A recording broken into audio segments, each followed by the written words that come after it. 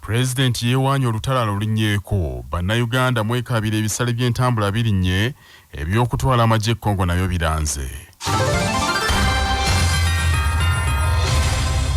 President Yoweri Museveni buhabulwa agugumbudde nnyo abasajja bakagwa ensonyi abakuliridde mu myaka abakyaganza obuwala obuto mu myaka ekibataddeko nti bebasinze okusaasanya ekirwadde kya mukerenya namutta. President abadde akulembedde mu Banayuganda okuzza olunaku lw'ensonyi olw'okwefumiitiriza ku lutalo lw'okulwanyisa mukerenya, omukolo ogubadde ku kisaawe Kololo ne yeeyama okulemberamu olutalo lw'okufufuggaza siriimu nti kyokka kimuluma nnyo okulaba agasajja gasedduvuto agaweerebwa obwana obuto ebirwadde. Museveni agambye nti olutalo lwa mukerenya Uganda esobolera ddala okululinnyako kubanga okuva mu gy'ekinaana ekirwadde kizze kikendeera okuva ku bitundu 18 ku buli 100 bwe byali mu biseera ebyo kakano busaasaanira ku bitundu 5 n'obutundutundu 4 ku buli 100. Many of them are preventable by behavior change or knowing what to do.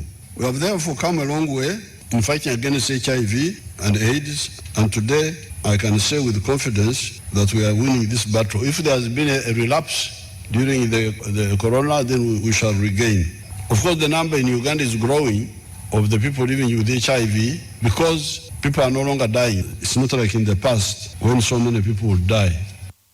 Museveni abuliridde abalina akawuka bajjumbira eddagala ate abatakalina beekuume nako kulumira nnyo abasawo abasalawo okusirika nga waliwo endwadde ezizinze eggwanga basobole okwekolera ssente. Minisita y'ebyobulamu Dr. Jane Ruth Acheng agambye nti obulwadde bweyongedde nnyo mu mwaka 2020 naddala mu bavubuka nga kumpi ebitundu 35 ku buli 100 ku bantu abalina akawuka kaakano bakafunidde mu biseera eby'omuggalo. Adults aged 15 years plus accounted for 93% of this burden, with 62% of HIV-infected adults being female. It is estimated that about 38 new HIV infections occurred during 2020, 37,000 of them among adults. Young adults 15 to 24 years accounted for 41% of new HIV infections, with a male to female ratio of nearly 1 to 3.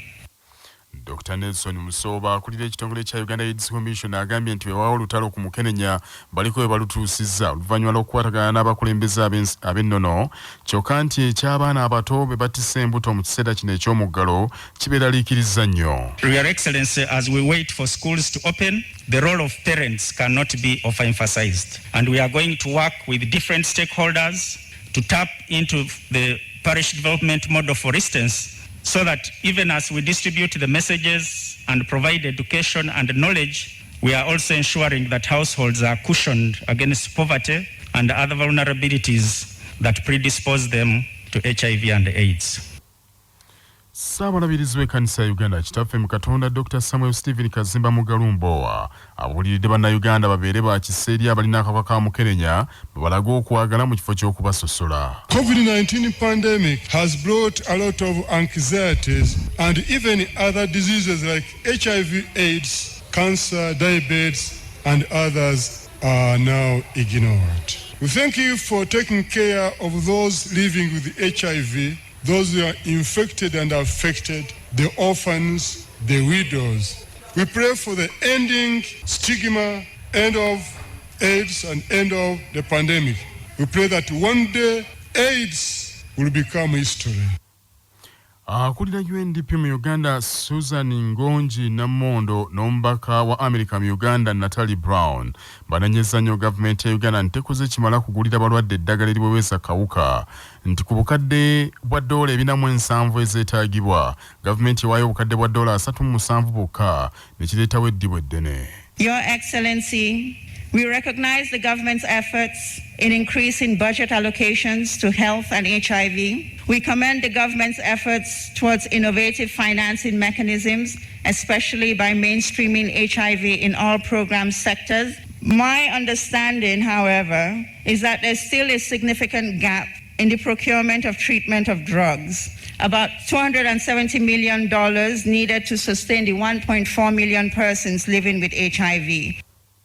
Ebyo nga bikyali bityo ssentebe w'olukiiko lw'abavubuka mu bwakaka bwa Buganda Ssejjenga Beeka naye afalasidde abavubuka bonna mu ggwanga babeere basaale mu kubuulira enjiri ey'okwekuuma Mukenenya ekiri atabaala. Tukubiza abavubuka ddala abaami tube basaale mu kuwaanisa ekibuga kino ekya Mukenenya nga mukimanyi obulungi tinno UNAIDS yalonda Ssaabasajja Kabaka okubeera omusaale mu kuwaanisa Mukenenya n'olwekyo twenga abakulembeze b'abavubuka mu Bwakabaka tutwala omukisa guno okunga n'okubiriza abavubuka bonna mu Buganda ne Uganda okuba abasaale mu kuwaanisa Mukenenya. Omulembe guno Omutebe Ssaabasajja Kabaka yagukwasa abavubuka n'olwekyo tulina okuba abeegendereza okulaba nga tetufuna kirwadde ng'ekyo kuba tujja kuwanirira nsi yaffe Buganda ne Uganda nga tuli balwadde. Obuganda ne gye buli eno bukyakungubagira Namasole wa Buganda Margaret Nagawa Siwoza eyazamye mu kiro ekikeeseza olwaleero.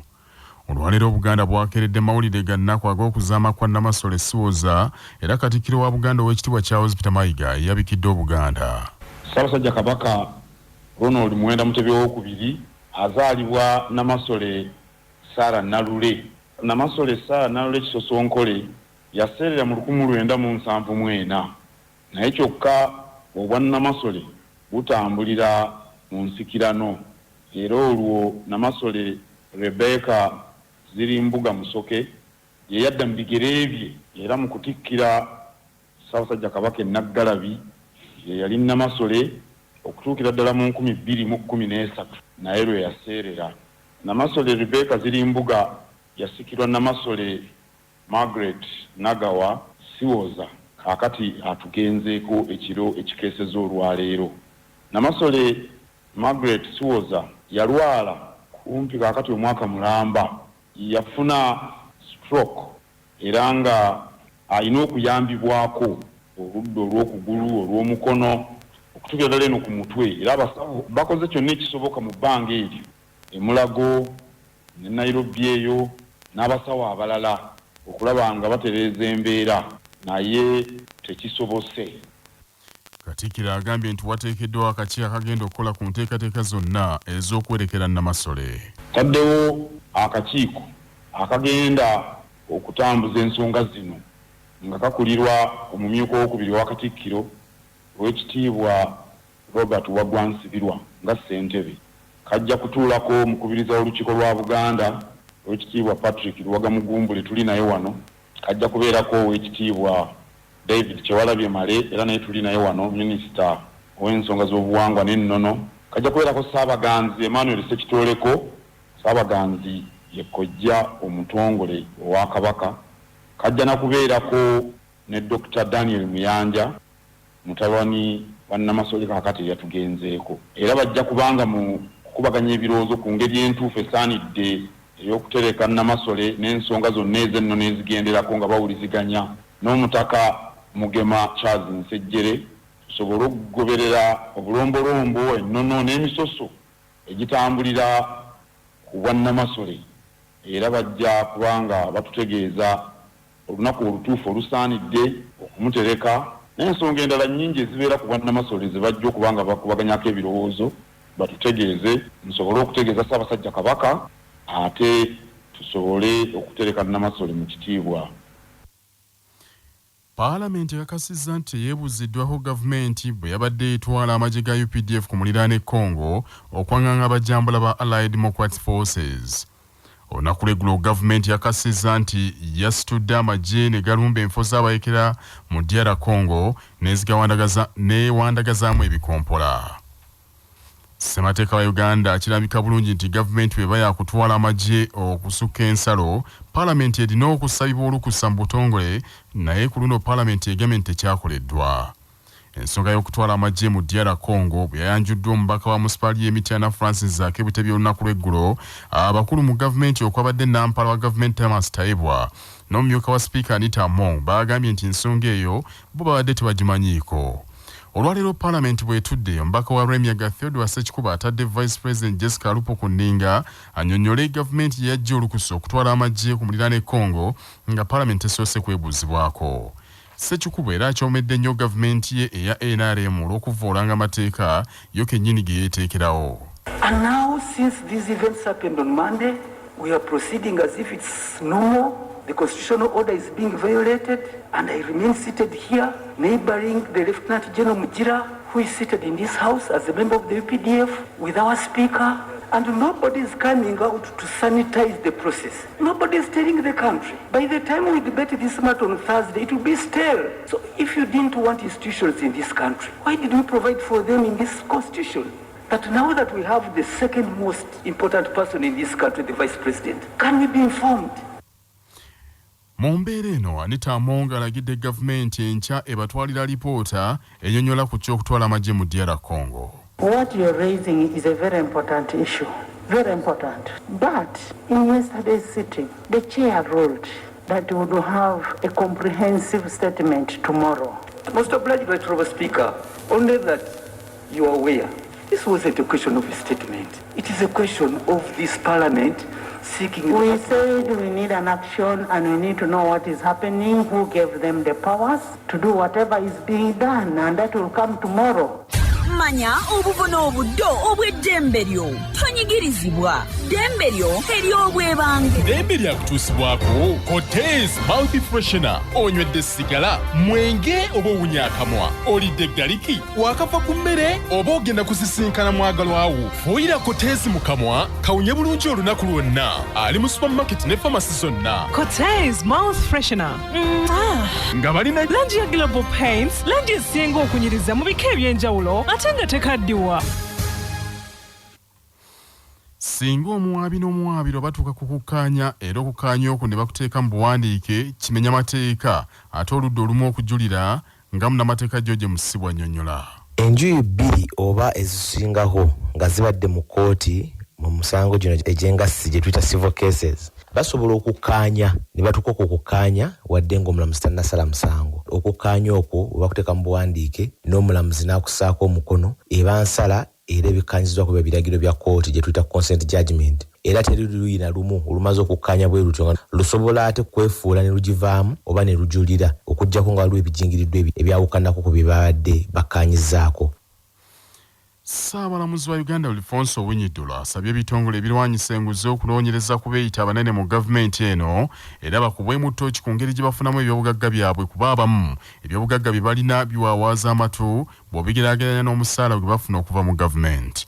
Ono era agambye nti ebitongole ebirwanyisa enguzi nabyo bisaanye okusooka okulondoola abakozi baabyo kuba kimanyiddwa nti abasinga omungi mu bitongole ebyo mu kulya enguzi beekansa. Ssaabalamuzi asinzidde ku mukolo ogw'okwetegekera okuza olunaku olw'okulwanyisa enguzi mu nsi yonna okuteekeddwa akakiiko akalwanyisa obukenuzi n'obulabba yaka Anti-Corruption Unit ogubadde ku ofiisi ya President mu Kampala n'ategeeza nti ne famire z'abantu abo zisaanye zinoonyerezebwe kubanga abamu ebyobugagga byabwe by'amancoolo nnyo.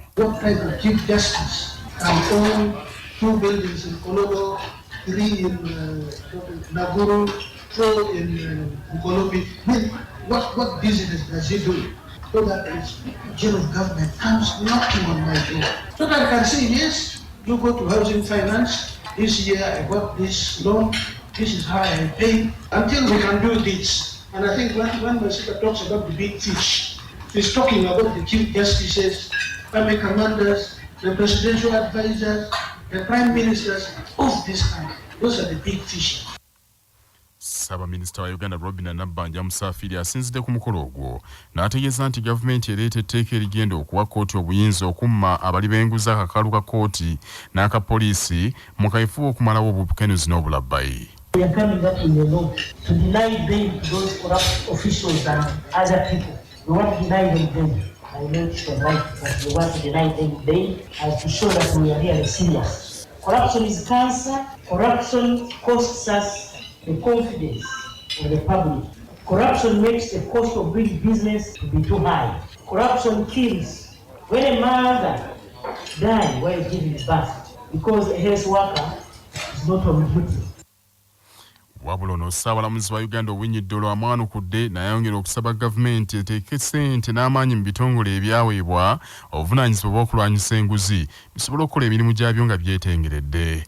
Agambye nti baakwongera abalamuzi mu bitundu by'eggwanga eby'enjawulo kibuse emisango okugiwulira mu bwangu kubanga bakizuula nti okulwawo emisango egyo okulwawo kye kivaako enguzi okweyongera. Omukolo gwetabiddwako abakungu okubadde Ssaabalezi wa gavumenti Kiryowa Kiwanuka, Kaliisoliiso wa gavumenti Betty Namisango Kamya, Ssaabawabi w'emisango gya gavumenti Jane Francis Abodo, ssaako Ssenkulu wa CBS Omukungu Michael Kaweya Mwebe n'abalala. Bannannyini baasi mu ggwanga beegattira mu kibiina ekya United Bus Owners Association bongezza ebisale by'entambula olw'ebbeeyi y'amafuta eyeekanamye ennyo. Bano bagambye nti ebbeeyi y'amafuta okubeera waggulu mu kiseera kino tebakyakola bakolerera kimu mafuta, kale nti okutandika n'enkya ebisale bagenda kubirinnyisa. Enguudo ezisinga obungi zongeddwako siringi 50,000 endala 8, era bannyini baasi baviriddeyo n'enteekateeka eno nga bbeeyi y'amafuta yeekanamye ebitagambika, petulooli kakana akunukiriza mu 4,400, so nga diesel ali ku 4,110, kibagambye nti kisusse gavumenti erina okubaako kyekola. Ssente wa bannyini baasi mu ggwanga Solomon Nsiimire asinzidde mu Kampala n'ategeeza nti ne bwe kinaatuuka mu biseera ebya ssekukkulu ng'amafuta gakyali waggulu bandiwalizibwa okwongeza.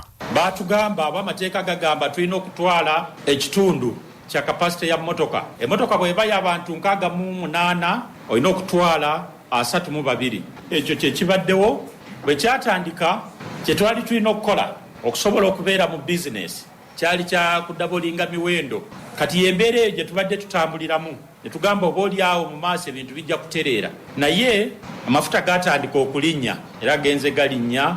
Twagenza okusanga sente ze tuteekamu nga sente nyingi ate nga tulina amabanja ga banka, motoka tulina okuzisavisinga zibeere nga ziri mu mbeera nnungi. Abakulu mu minisitule y'ebyentambula CBS bwe batuukiridde bategeezezza nti ensonga eno baakugyogerako enkya oluvannyuma lw'enteeseganya. Ebyo nga bikyali bityo, wazzeewo n'olutalo mu bagoba ba takisi ku siteegi y'Entebbe abakolera mu paaka ya Usafi mu Kampala olw'abannaba batandise okuteekateeka okulonda okwa siteegi eyo, kyokka nga bagamba nti obukulembeze obulonde tebunnamalako kisanja. Abakulembeze abaddereeva abakolera ku siteegi eyo bakulembeddwamu ssente waabwe Sebijimba Brian basambaze ebyokulonda okwo okuteekebwa nti tekuliwo mu mateeka. Nze Charles Mukasa Kalamira, abasajja abafere abatulumbagana ku mulimo bateekateeka okulonda ebyekifere. Tutuwakanyere Moses, abateekateeka okulonda gavumenti yerina obuvunaanyizibwa okuteekateeka okulonda. Kati bano ebyabwe baliko bya kifere. Twagala obukulembeze bwaffe bwe twalonda bumaleko ekisanja kyakyo emyaka 5, kyakatambulako emyaka 2 n'emyezi 3. Sebijimba Brian, intalimu ki erondesa ate abantu abatagironda? Intalimu ki eteekerateekera abalala? Nga teffe tetugimanyi ng'olwo tetwagiwakanya n'omukulembeze w'eggwanga ng'agiwakanya. Tuwakanya ne so kuwakanya yenna ebyo bigenda mu maaso. Olunaku olwokutaano batugambye okulonda kwa Lwakutaano ng'ennaku z'omwezi 3 munakivubo bbulu. So ensonga eyo ffe tetukkiriziganya nayo, tetumanyi gye bagenda kulondera, bo buli mwaka balonda. Amawulire g'ebyemizannyo mu mawulire gaffe agakya Basafama gakutuusibwako pikipiki TVS 125 eyajja okugobako obwavu. Kati nno gyeyune okuva mu Yuvraj ebbanda. Buddu etandise na bawanguzi mu mpaka z'amasasa ga Buganda ez'omwaka guno bwekubye Butambala ggoolo emu ku bwerere mu kisaawe kya Fufa Technical Center enjeru mu ssaza Kyaggwe. Ggoolo ya Buddu eteebeddwa Bunyaga Bruno mu ddakiika ey'ensanvu. Mpira omulala oguzannyiddwa Buweekula kyekoze Busujju enkoko ekikola baana egigunze ggoolo 5-1 ziteebeddwa abazannyi Ismail Tamubula ateebyeko ggoolo 3 Abdul Nsereko ne Isaac Musiima. Paka zino ziddamu olunaku lw'enkya n'empiira 2 nga Butambala bagenda kutunka ne Mawogola ku ssaawa 6 ez'omutuntu ate Buweekula Babulonde ne Buddu ku ssaawa 9 ez'olweggulo. Omupiira wakati wa Buweekula ne Busujju nga tegunnatandika wasoose okusiriikiramu okujjukira abantu abafudde obulwadde bwa Mukenenya mu kwegatta ku nsi yonna okuzza olunaku olw'okulwanyisa Mukenenya. Empiira gya leero gyetabiddwako minisita w'ebyemizannyo Oweekitiibwa Henry Moses Ssekabembe Kiberu, Katambala Haji Magala Suleiman n'abalala. Ebyo nga biri biti empiira egizannyiddwa mu Uganda Premier League olwaleero, KCC ekubye Bull FC wali erugogo ggoolo zibadde 3-1 ate nga Vipers ekubye Gaddafi ggoolo zibadde 3-1 ejjinja. Nga tugenda mu gebweru sooka ojjukire bino nga bikutuusibwako Yugachi Poultry Breeders abalina emmere y'enkoko ey'omulembe ezikuza obulungi. Olwalero ennaku z'omwezi lumu omwezi ogw'e12 omuganda aguyita Ntenvu omwaka 2021 bwe lwali bwe luti mu 2018 amawulire gaafubutuka e Nigeria eyo bannansi abaalina obukyayi ku pulezidenti waabwe Muhammadu Buhari bwe babityebeka nti omusajja yali akola obwa pulezidenti yali Buhari nga balumiriza nti Buhari omutuufu yali yafa dda. Babijweteka nti omusajja oyo afaanana bufaananyi Buhari nti abakulu baamujja Sudaani eyo era amanya g'amatuufu yali Jibuliru nti baamusomeramu busomezi ddiiru ng'enjogera bw'eri ennaku zino atuulewo ng'ekifaananyi bo bamusasulenga ensimbi.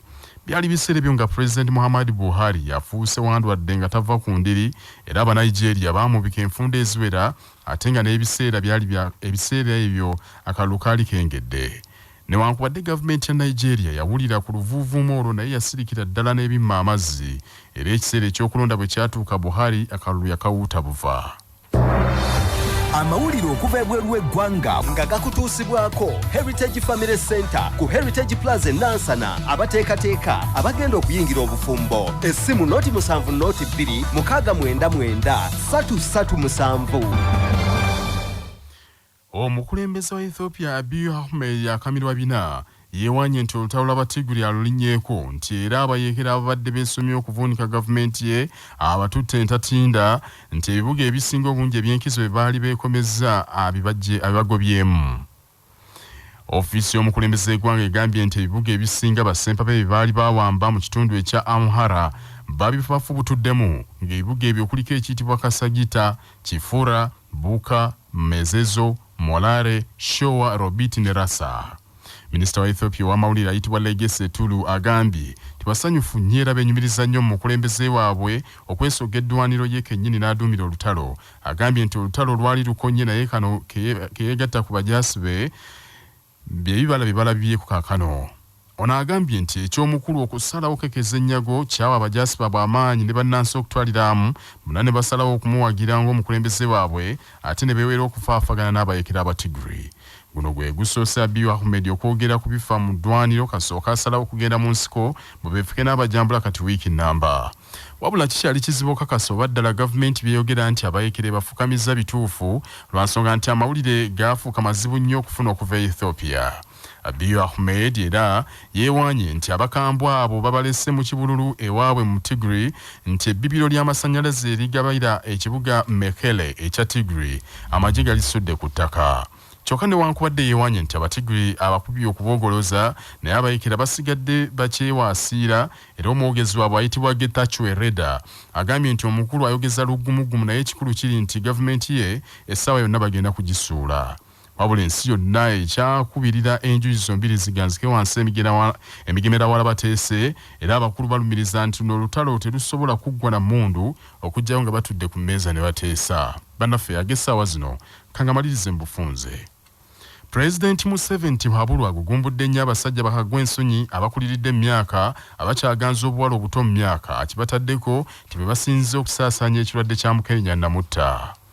Parliament yakasizza nti teyeebuuziddwako gavumenti bwe yabadde etwala amagye ga Updf ku muliraano e Congo okulwanyisa abajambula ba Allied Democratic Forces. Bannannyini bbaasi mu ggwanga lino abeegattira mu kibiina ekya United Bus Owners Association balangiridde nti bagenda kwongeza ebisale by'entambula olw'ebbeeyi y'amafuta eyeekanamye era okutandika n'olunaku olw'enkya nti abasaabaze tebabuuza. Omukulembeze wa Ethiopia Abiy Ahmed akamirwa bina yeewanye nti olutalo lw'Abatiguri alulinnyeeko nti era abayeekera abadde beesomye nga bawamba ebibuga byonna bibagobyemu. Ge mawulire ekiro kya leero Agunde Omuteregga.